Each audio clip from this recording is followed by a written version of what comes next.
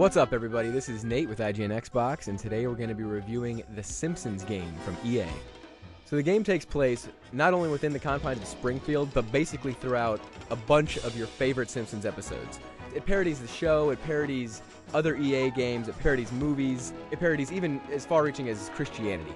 Basically, the game starts off with Bart finding a video game manual that is apparently dropped from the heavens.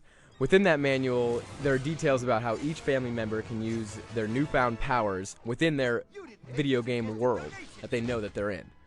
The funny thing about The Simpsons is that it points out all the weird little cliches that all video games have. It does this with bosses that have obvious weaknesses. Guys, look, the hatch opens after every 4 laser bursts. That's the weak spot when we need to fire. Hey, Kodos, that ugly kid's right. Why are we exposing our weak spot after every 4 laser bursts? Every obvious thing, every cliche is pointed out, and it's just hilarious through the entire game. EA did an excellent job of capturing the spirit of The Simpsons by using the original cast, the original creators. Matt Groening is even in the game playing the role of himself, which is just hilarious. Violet, engage the Super Tune defense systems. Yes, Mr. Groening. It's graining. Are you sure?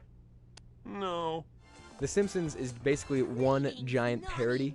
It parodies so many different things. It stays fresh throughout each and every level. Part of that has to do with the fact that each level has its own theme to it. Basically, every level is its own episode of The Simpsons. Like, you're going to see stuff like the Land of Chocolate, Lisa trying to save trees from lumberjacks. I blame this whole global warming thing on the Canadians. There's a Medal of Honor episode called Medal of Homer. Oh, look at me, I'm French. I'm a scared girl. I don't like being bombed and attacked. The Simpsons game is basically one giant joke that never gets old. It's always funny, and Simpsons fans are really going to appreciate it. The gameplay of The Simpsons could probably best be described as a platformer. You're going to do a lot of jumping, a lot of climbing for ledges, but this is done, obviously, through controlling the 4 main characters that everybody knows. Each character has their own set of powers. Take, for instance, Bart. He can become Bartman. He has a slingshot. And there's Homer, who is easily the most fun character to play in the entire game. He can burp. He turns into a giant fat ball.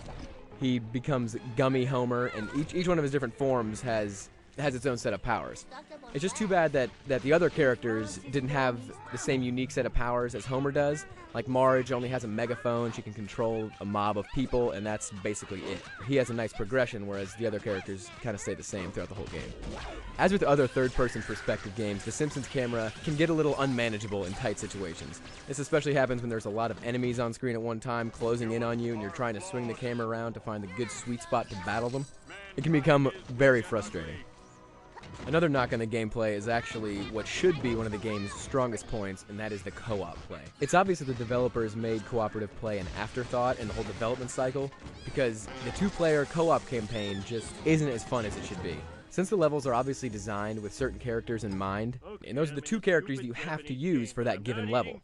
But in the co-op gameplay, basically that leaves one character to sit idle while the other character is off doing their thing and accomplishing things within the level, and it just isn't fun for 2 people.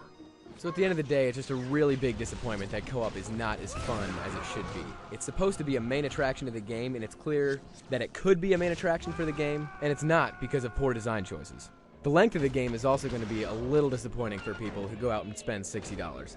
It'll run around 8 hours for the main campaign, probably around 10, maybe 12 hours if you want to go through and collect all the different things for each character. Like Bart has Krusty coupons, Lisa has Malibu Stacy items, and the only real point of finding those are going to be for achievements. It doesn't actually provide any more story to the game or flesh out any of the characters.